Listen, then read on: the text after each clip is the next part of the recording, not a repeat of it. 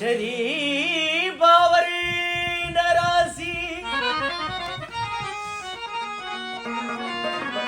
او هر ځل کلکه واده وکړي خو اکثر ناراضي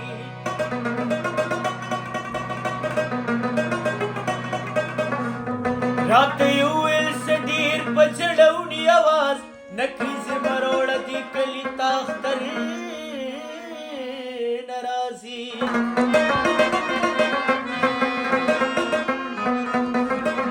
د خدای دپاره پښتنو هی ځانونه وپېژنې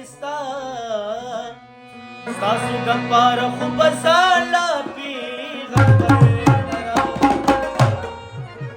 او یاره تا خو مې خالي لیدلی رنګ د زړه مې ګوره چې بیخي در پسې